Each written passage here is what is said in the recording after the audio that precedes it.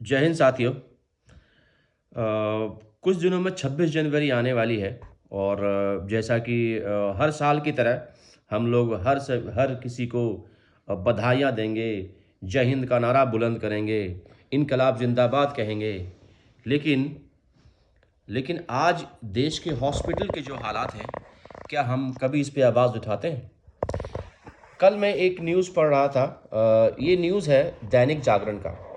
दैनिक जागरण 21 जनवरी का न्यूज़ है, जिसमें कि जो हेडलाइन है वो ये है कि 100 बेड का है अनुमंडलीय अस्पताल पर ड्रेसर तक नहीं। ये कितने शर्म की बात है कि हमारे गोगरी में एक अनुमंडलीय हॉस्पिटल है, अस्पताल है जो कि 100 बेड का है, लेकिन इस इतने बड़े हॉस्पिटल में एक ड्रेसर तक नहीं है। और उसके बाद ना अल्ट्रासाउंड की सुविधा है, ना ही वहाँ स्त्री रोग का उपचार है, ना ही वहाँ हड्डी के डॉक्टर्स हैं, ना ही वहाँ ईएनटी के डॉक्टर्स हैं। तो फिर ये हॉस्पिटल इसको नाम क्यों दिया गया है? इसका नाम रख दीजिए झोला क्लिनिक। अगर हॉस्पिटल में ना आपके पास हड्डी के डॉक्टर हैं, ना आपके पास ईएनटी के डॉक्टर हैं, ना आपके पास स्त्री के डॉक्टर हैं, तो इसका नाम फिर आपने अनुमंडलीय अस्पताल क्यों रखा हुआ है? और यही नहीं, उसके बाद जब आप आगे जाएंगे तो आपको पता चलेगा कि अगर किसी का एक्सीडेंट हो गया, मान लिया अगर ब्लीडिंग हो गई, तो इनके पास एक ड्रेसर तक भी नहीं है। अब बताइए, अगर जब कोई भी फर्स्ट एड होता है, ड्रेसर का मतलब हो गया फर्स्ट एड। किसी का भी एक्सीडेंट होता है तो सबसे पहले काम है उसको फर्स्ट एड देना। आप कह सकते हैं कि काइंड ऑफ ड्रेसिंग देना उसको, लेकिन उस हॉस्पिटल में ड्रेसर तक नहीं है। ये हमारे लिए बड़े ही शर्म की बात है। और 26 जनवरी के दिन इनकलाब जिंदाबाद हम लोग बोलेंगे, भगत सिंह जिंदाबाद, बाबा साहब अम्बेडकर जिंदाबाद, महात्मा गांधी जिंदाबाद। ये जिंदाबाद बोलने से जिंदाबाद नहीं होती।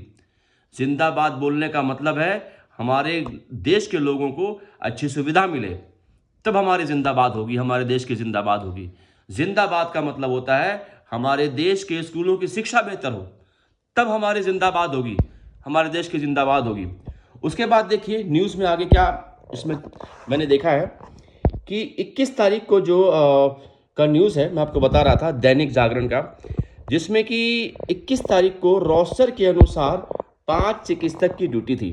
5 डॉक्टर्स होने चाहिए थे 21 तारीख को, और लेकिन वहाँ पे बताया जा रहा है कि सिर्फ 3 ही मौजूद दिखे हैं। डॉक्टर स्कंद और डॉक्टर रोशेक अनुपस्थित थे।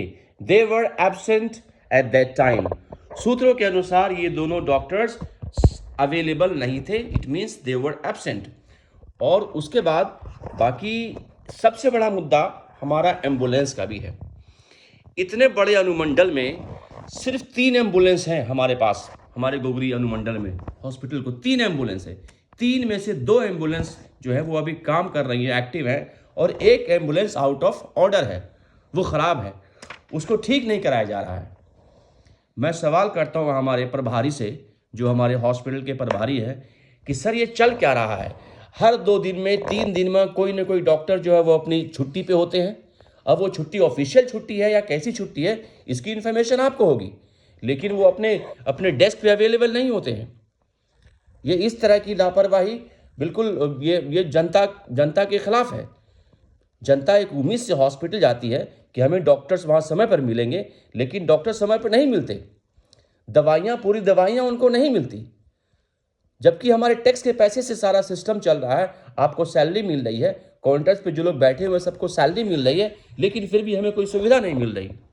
अभी छोटी सी बात कहूँगा, कुछ दिन पहले हमारे अजीम भाई हैं, दिव्यांग हैं, बोरना के हैं, वार्ड नंबर 10, उनका एक्सीडेंट हो गया। अब ये सोचिए, एक दिव्यांग का एक्सीडेंट होता है, बेचारा वो भी सरकारी हॉस्पिटल में नहीं जाना चाहता है, वो भी प्राइवेट में गया, प्राइवेट में जाके उसने प्लास्टर कराया। मेरा सवाल ये है कि वो सरकारी हॉस्पिटल क्यों नहीं गया? क्योंकि उसको पता था वहाँ डॉक्टर उनको प्रॉपरली अटेंड नहीं करेगा, उनको प्रॉपर ट्रीटमेंट नहीं मिलेगा। तो इस तरह तो मानसिकता आपने बना दी है हमारे लोगों की, कि लोग सरकारी हॉस्पिटल में जाने से डर रहे हैं।